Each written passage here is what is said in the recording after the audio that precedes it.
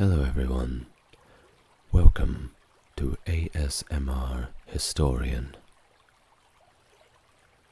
It's good to see you again, and if you're new to the channel, welcome. If you'd like to find some way to aid you in relaxation, or just learn something new, you're definitely in the right place. So as for today's topic, we will be discussing Aristotle, one of the great philosophers of the ancient world. So, find somewhere comfortable, relax, and let's begin. Aristotle, an ancient Greek philosopher and polymath, covered a wide array of subjects in his writings, including natural sciences, philosophy, linguistics, economics, politics, psychology, and the arts. He founded the peripatetic school of philosophy in the Lyceum of Athens, laying the groundwork for the development of modern science. Born in Stagira, northern Greece, during the classical period, Aristotle's early life details are scant. Raised by a guardian after his father's death, he joined Plato's academy in Athens at 17 or 18, staying there until the age of 37. After Plato's death, Aristotle left Athens and tutored Alexander the Great at the request of Philip II of Macedon, starting in 343 BC. He established a library in the Lyceum, producing numerous books on papyrus scrolls. Although Aristotle wrote many treatises and dialogues, only about a third of his original works have survived to our modern day, as none were originally intended for publication. His teachings synthesized various philosophies preceding him and continue to be a subject of contemporary philosophical discussion. Aristotle's influence extended into medieval scholarship, shaping both Judeo-Islamic philosophies and Christian theology. Medieval Muslim scholars revered him as the first teacher, and medieval Christians, like Thomas Aquinas, referred to him as the philosopher.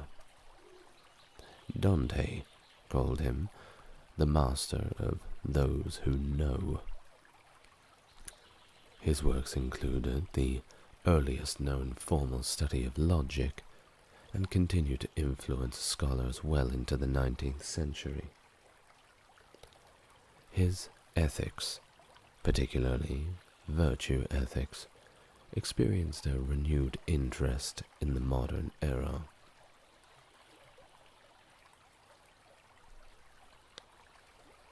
The life of Aristotle. Aristotle was born in 384 BC in Stagira, Chalcidice, approximately 55 kilometers east of present-day Thessaloniki. His father, Nicomachus, served as the personal physician to King Amyntas of Macedon. During his youth, Aristotle learned about biology and medical topics from his father. Tragically, both of Aristotle's parents passed away when he was about 13 years old. Following their deaths, Proxenus of Artoneus became his guardian. While details about Aristotle's childhood are limited, it is suggested that he spent time within the Macedonian palace, establishing early connections with the Macedonian monarchy. These formative experiences likely played a role in Aristotle's later involvement with Macedonian rulers, including his tutoring of Alexander the Great. However, the specifics of his early life are not extensively documented, and historical biographies from ancient times often contain speculative elements. At the age of 17 or 18, Aristotle made his way to Athens to pursue further education at Plato's academy. During this time at the academy, which lasted nearly 20 years, Aristotle likely participated in the Eleusinian mysteries, as indicated by his writings on the subject. Around 348 or 47 BC, Aristotle left Athens, and the traditional narrative suggests that he was dissatisfied with the direction of the academy under Plato's nephew. Another possible reason for his departure could have been concerns about anti-Macedonian sentiments in Athens. Aristotle then joined Xenocrates in the court of Hermaeus at Aterneus in Asia Minor. Following Hermaeus' death, Aristotle, along with his pupil Theophrastus, traveled to Lesbos. During their time on the island, they conducted research on its botany and zoology, particularly studying the local flora and fauna in the sheltered lagoon. While in Lesbos, Aristotle married Pythias, who was either Hermaeus' adoptive daughter or niece. The couple had a daughter named Pythias as well. In 343 BC, Philip II of Macedon, the father of Alexander the Great, invited Aristotle to become the tutor of his son. This invitation marked a significant turning point in Aristotle's life and set the stage for his influential role in the education of one of history's most renowned conquerors. Aristotle assumed the position of the head of the Royal Academy of Macedon, where he not only instructed Alexander the Great, but also provided lessons to two other future kings, Ptolemy and Cassander. During this time, Aristotle actively encouraged Alexander in his ambitions for Eastern conquest. Aristotle's ethnocentric views are evident in his advice to Alexander, where he recommended being a leader to the Greeks and a despot to the barbarians. And by the way, this word barbarian effectively referred to anybody who was not Greek. In this council, he suggested that Alexander should treat Greeks as friends and relatives, while dealing with non-Greeks as if they were beasts or plants. Around 335 BC, Aristotle returned to Athens and established his own school called the Lyceum. Over the next 12 years, he conducted courses at this school, covering a wide range of subjects.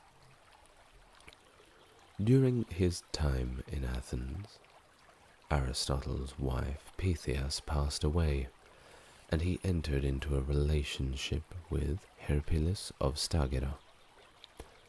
They had a son, whom Aristotle named Nicomachus after his father. according to the Suda, a compilation from the Middle Ages, Aristotle might have also had an eromenos, or a beloved, Palefatus of Abydos, although this claim is subject to historical scrutiny.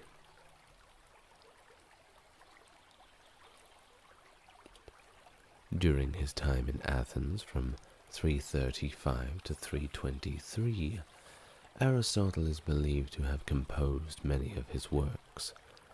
Although he wrote many dialogues, only fragments of them have survived. Most of his surviving works are in treatise form, and it's believed that these were primarily lecture aids for his students, rather than intended for widespread publication. Aristotle's significant treatises include works on physics, metaphysics, ethics, politics, biology, and various other subjects. Some of his most influential works that you may have heard of include Metaphysics, Nicomachean Ethics, On the Soul, and Poetics. Toward the end of his life, Aristotle's relationship with Alexander the Great became strained due to Alexander's actions in Persia. There is a tradition in antiquity suggesting that Aristotle may have played a role in Alexander's death, but the evidence for this claim is quite weak, with the accusation arising several years after Alexander died. By the way, Alexander's actions in Persia, what I believe they may refer to is when Alexander got to Persia, he began to act quite Persian. He took on the Persian dress and had quite an admiration for the culture, as Persian culture at this time was very well developed. If you'd watched any of my videos on the Bronze Age, you perhaps would have known this. So Alexander was quite impressed by it. Of course, all of his friends back at home thought this was remarkably cringe and did not like him wearing the Persian outfits, regardless of how good he looked in them. Now, after Alexander's demise, anti-Macedonian sentiments flared up in Athens, and in 322 BCE, Aristotle was reportedly denounced for impiety, much like his predecessor Socrates, who had to drink hemlock as his fate. In response, he fled to his mother's family estate in Chalcis, on the island of Euboea. Tradition holds that he said, "I will not allow the Athenians to sin twice against philosophy." Now, this is possibly referring to the trial and execution of the aforementioned Socrates. Aristotle died in Chalcis later that same year, succumbing to natural causes. In his will, he named his student Antipater as his chief executor and expressed his wish to be buried next to his wife. Theoretical philosophy. Aristotle's prior analytics is credited with being the earliest systematic study of formal logic. His work on logic, especially in the prior analytics, laid the foundation for the dominant form of Western logic until the 19th century, when mathematical logic made significant advancements. Immanuel Kant, in the Critique of Pure Reason, acknowledged Aristotle's contributions to logic, stating that with Aristotle, logic had reached its completion. Aristotle's logical framework, with its emphasis on syllogistic reasoning and deductive methods had a profound and lasting impact on the development of philosophical and scientific inquiry. Organon. Aristotle's logical system, which includes types of syllogism or methods of logical argument. Once again, that's syllogism, which means a method of logical argument, is now known as Aristotelian logic. Aristotle, however, would have referred to this aspect of his work as analytics. In Aristotle's terminology, he reserved the term logic to mean dialectics. Dialectics, for Aristotle, was the broader study of philosophical discourse and argumentation. Most of Aristotle's works likely underwent editing by his students and later lecturers, so the current state of his texts may not reflect precisely the original form in which he wrote them. The logical works of Aristotle were compiled into a collection of 6 books known as the Organon around 40 BCE. The compilation is attributed to Andronicus of Rhodes or other followers of Aristotle. The Organon includes works such as Categories, On Interpretation, Posterior Analytics, On Sophistical Refutations, and many more, which together form the core of Aristotle's writings on logic. The order of the books in Aristotle's Organon is not definitely known. However, scholars have derived a likely order from the analysis of Aristotle's writings, and so the Organon comprises of the following works, which I will briefly detail now. Categories. This work deals with the analysis of simple terms, discussing the different kinds of entities and their relationships. On Interpretation. In this treatise, Aristotle explores propositions and their elementary relations, including the study of affirmative and negative propositions. Prior Analytics. This work delves into the theory of syllogisms, which are forms of deductive reasoning involving premises and conclusions. Posterior Analytics. Similar to the Prior Analytics, this work continues the exploration of syllogistic reasoning, focusing on scientific demonstration. Topics. Aristotle examines dialectics, which involves argumentative techniques and methods for discovering and constructing arguments. On Sophistical Refutations. This treatise addresses fallacies and sophistical arguments, aiming to provide guidance and on avoiding faulty reasoning. While the rhetoric is not conventionally included in the Organon, it is worth mentioning that Aristotle states it relies on the topics, as it deals with persuasive and rhetorical argumentation. Metaphysics. The term metaphysics was not used by Aristotle himself. No, indeed, it seems to have coined later on, possibly by the 1st century CE editor who compiled various small selections of Aristotle's works into the treatise known as metaphysics. Aristotle referred to this branch of philosophy as first philosophy, and distinguished it from mathematics and natural science.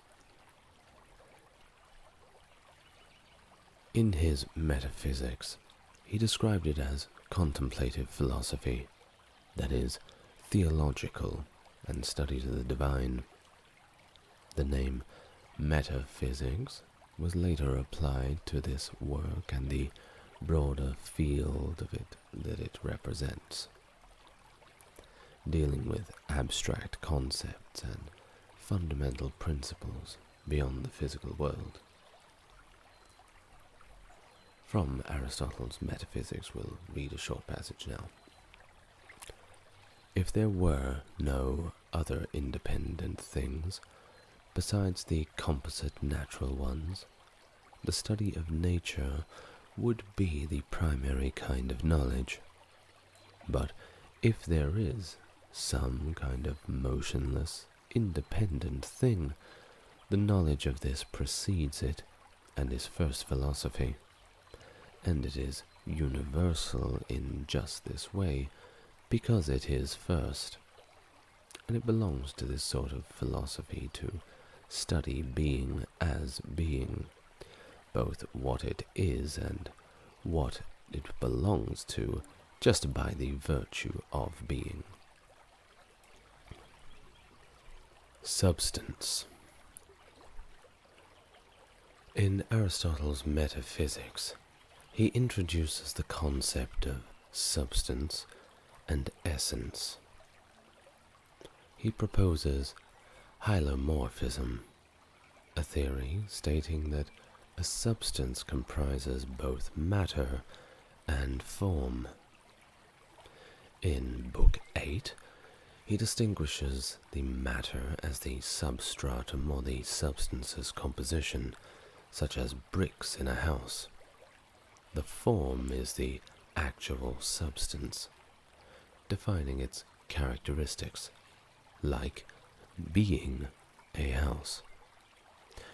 So see the house for the bricks, is what he's saying. The formula providing components is the account of matter, while the one detailing differentia is the account of form. Immanent realism. Aristotle, following Plato's lead, directs his philosophy towards the universal. In Aristotle's ontology, the universal resides within particulars in the world. Unlike Plato, who posited a separately existing form, Aristotle views the form as instantiated in a specific substance. Plato argued for universal forms existing independently, such as the universal form of an apple. Aristotle, however, disagreed with Plato's assertion, asserting himself that all universals are instantiated in existing things over time. He rejected the idea of universals detached from reality. Aristotle also differed on the location of universals. While Plato saw them as separate entities, Aristotle believed universals exist within each thing to which they apply. According to Aristotle, the form of an apple exists within each apple, not in a separate realm of forms. I know, it's a little complicated, isn't it? But let's continue. Potentiality and actuality. Aristotle, in his works Physics and On Generation and Corruption, distinguishes coming to be, genesis, from other types of change. For example, growth and diminution, a change in quantity, locomotion, a change in space, and alteration, a change in quality. Coming to be involves a change in the substrate itself. Aristotle introduces the concepts of potentiality, what a thing can become, and actuality, fulfillment of potentiality. Potentiality is the capacity for change if conditions permit. For instance, a seed has the potentiality to become a plant. Potential beings can either act or be acted upon, either inherently or through learning. Actuality is the realization of potentiality and is linked to the end, the telos, of purpose and of the change. In summary, once more, actuality is the fulfillment of potentiality, exemplified when a plant engages in activities typical of its nature. Let's read from Metaphysics. For that, for the sake of which a thing is its principle, and the becoming is for the sake of the end, and the actuality is the end, and it is for the sake of this that the potentiality is acquired. For animals do not see in order that they may have sight, but they have sight that they may see. And now let's move away from some of the scientific aspects of Aristotle's beliefs and look at some of his practical philosophy. Aristotle's practical philosophy covers areas such as ethics, politics, economics, and of course, rhetoric. So let's begin with ethics. Aristotle's ethical philosophy, exemplified in works like the Nicomachean Ethics, focused on practical rather than theoretical aspects. He asserts that virtue is related to the proper function, ergon, of a thing, just as an eye's proper function is sight. Aristotle argues that humans themselves have a specific function tied to the soul and guided by reason. The old Greek word for reason is logos, by the way. You will hear that a lot when we're talking about Greek philosophy. So do remember, reason, logos. For Aristotle, the ultimate aim of human action is eudaimonia, often translated as happiness or well-being. This state requires the development of a virtuous character, characterized by the virtuous mean a balance between excess and deficiency. Now remember, this is the antithesis to hedonia, which is that joy that we receive through short-term pleasures. For example, we may talk about consumption of substances such as alcohol and drugs, heaven forbid. Things like this that give us that state of short-term happiness that is not a result of culminated virtue. If we are to talk about eudaimonia, we can think about the achievement that we get after we have gone through some great struggle or achieved the end goal of a challenge we've set for ourselves. For example, I may say that this YouTube channel itself is a eudaimonic process, as the joy I receive from reading your comments and gaining new subscribers is a result of the many hours of work that I put into creating these videos for you. Many hours of work that are indeed a labor of love. So let's continue. Aristotle outlines a two-stage process to achieve virtuous character and potential happiness. Initially, individuals must be habituated through experience and education. In the latter stage, conscious choices lead to the development of practical wisdom, or as the Greeks call it, phronesis, and intellect, nous. The culmination of the highest human virtue, achievable by accomplished thinkers or philosophers, is indeed these virtues. And yes, I am drinking coffee. Politics. In his work, Politics, Aristotle expands his philosophical focus from individual ethics to the structure of the city as a natural community.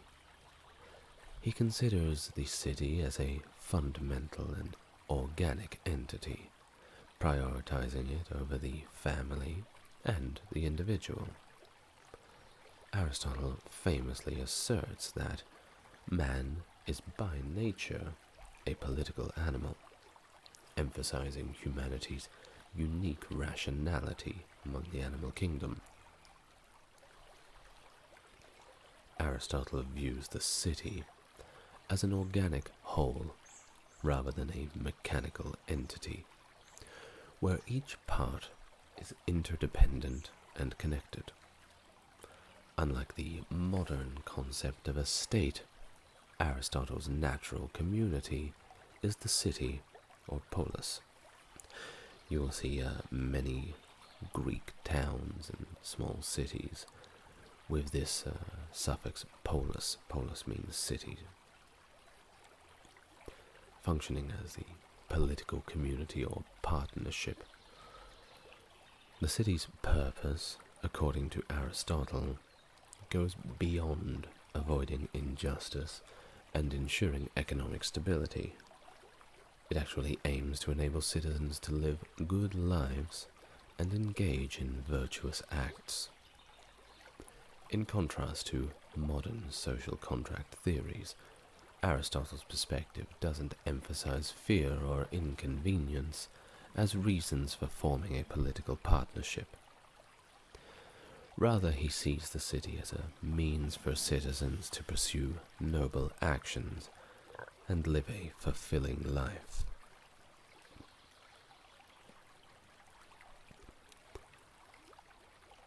In Prototrepticus, the character Aristotle states, "For we all agree that the most excellent man should rule, the supreme by nature, and that the law rules and alone is authoritative.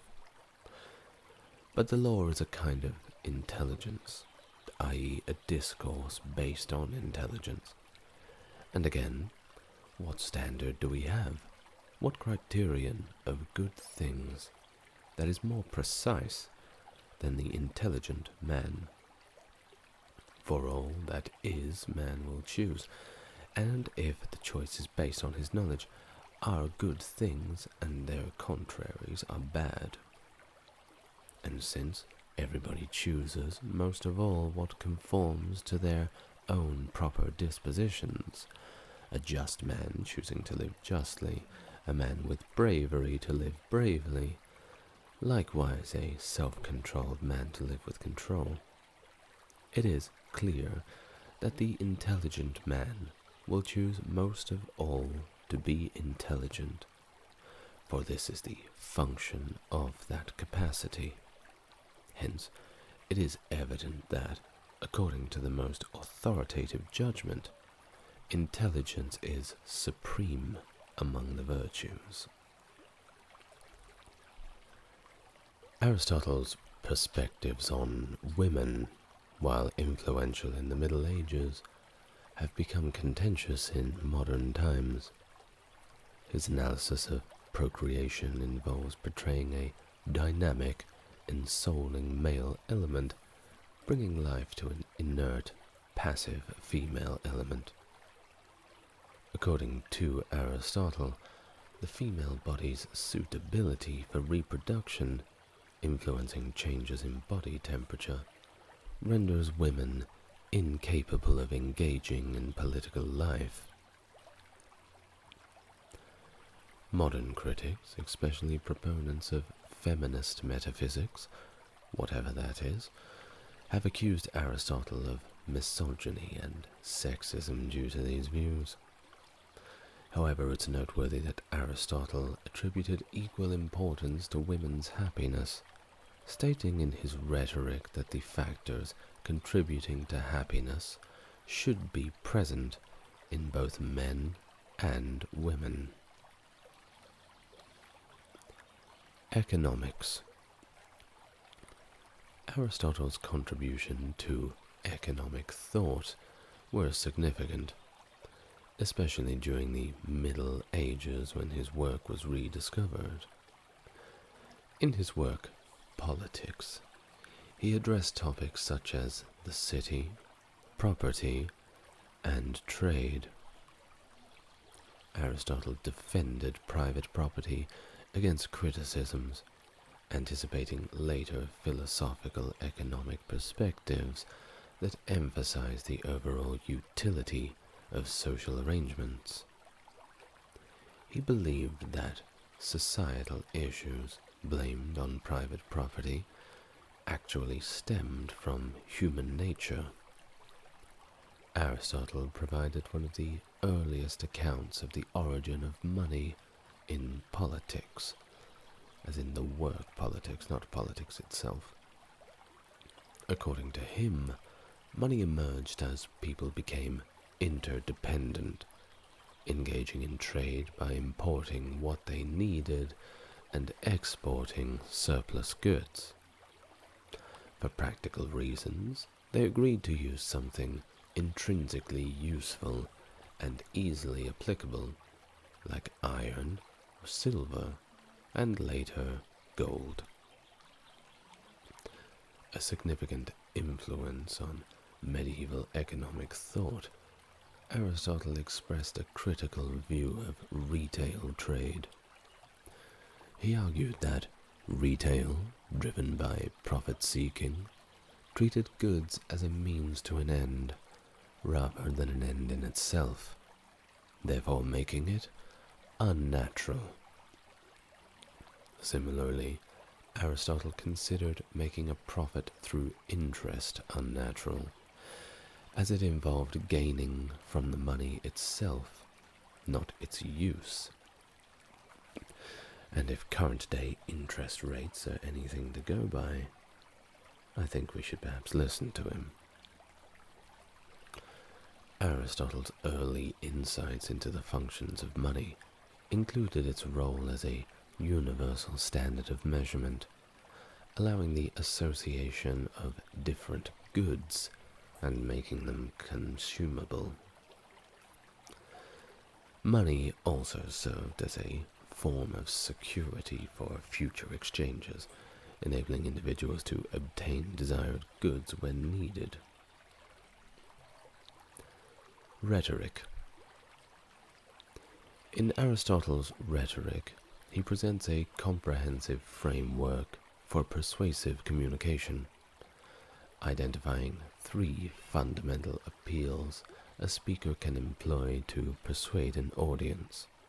Those 3 appeals being: ethos, appeals to the speaker's character, establishing credibility and trustworthiness; pathos, appeals to the audience's emotions, aiming to evoke feelings and create a connection; logos, appeals to logical reasoning, providing evidence, facts, and sound arguments. Aristotle further classifies rhetoric into 3 genres: epideitic, ceremonial speeches dealing with praise or blame; forensic, judicial speeches addressing issues of guilt or innocence; deliberative, speeches arguing the audience to make decisions on particular issues. Additionally, Aristotle outlines two types of rhetorical proofs. Enthymeme, proof by syllogism, involving logical reasoning and deduction. Paradigma, proof by example, using instances or cases to support arguments. Poetics. In Aristotle's Poetics, he explores the concept of mimesis, or imitation, across various art forms, including epic poetry, tragedy, comedy, painting, music, and many more of the arts. Each art form involves imitation through different mediums, objects, and manners. Aristotle sees mimesis as a natural instinct that distinguishes humans from animals, and he believes that human artistry follows the pattern of nature. Just a few key points about mimesis in Aristotle's Poetics. Medium, object, and manner of imitation. Different art forms, of course, vary in their imitation through rhythm, harmony, language, and other elements. Comedy imitates men worse than average, while tragedy imitates men slightly better than average. The manner of imitation may involve narrative or character, change or no change, and drama or no drama. Surviving work. Only the portion of Aristotle's Poetics focusing on tragedy has survived. Tragedy, according to Aristotle, involves 6 elements: plot structure, character, style, thought, spectacle, and lyric. Aristotle emphasizes that the chief focus of tragedy is the plot, not the characters. Tragedy aims to arouse pity and fear and achieve the catharsis of these emotions. Comparison with epic.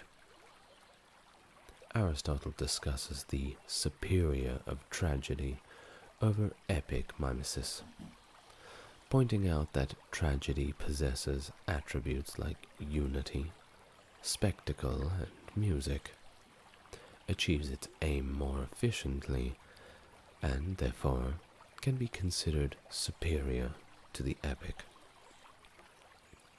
Beyond his exploration of mimesis, Aristotle had a keen interest in riddles, folklore, and proverbs, including those from the Delphic oracle and the fables of Aesop, both of which have videos on the way. Well, that's about all that you probably need to know about Aristotle. If you're still here, well done. You've made it. And if you have enjoyed this content, consider liking the video, subscribing, and perhaps leaving your comments down below. A comment in the below section definitely helps the algorithm, as I'm trying to grow this channel, which is still in its early stages. Thank you very much for watching. I'm the ASMR Historian. Tell your friends about me. Allow me to wish you good night, sweet dreams.